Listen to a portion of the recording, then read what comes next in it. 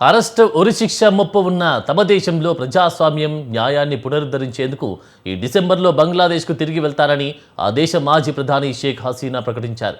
ప్రజల తిరుగుబాటు ఫలితంగా అధికారాన్ని కోల్పోయి 2 ఏళ్ల కిందట భారత్కు పారిపోయి వచ్చిన ఆమె తొలిసారిగా వర్చువల్ విధానంలో విలేకరుల సమావేశం నిర్వహించారు.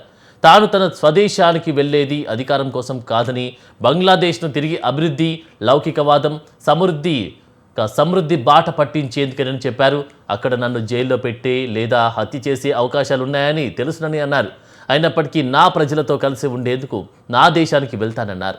2024 జూలై, ఆగస్టులో బంగ్లాదేశ్లో చెలరేగిన విద్యార్థుల శాంతియుత ఉద్యమం హింసాయుత రాజకీయ ఆందోళనగా మారేందుకు వ్యవస్థీకృత ముఠాలు పనిచేశాయని హసీనా అన్నారు.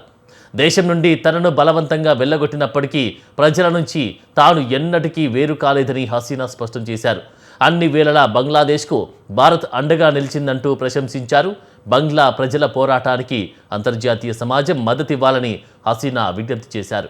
ఢిల్లీలో హసీనా విలేకరుల సమావేశం నిర్వహించిన నేపథ్యంలో భారత్పై బంగ్లాదేశ్ మండిపడింది. ఈ పరిణామం భారత్ బంగ్లా సంబంధాలపై ప్రభావం చూపుతుందని పేర్కొంది.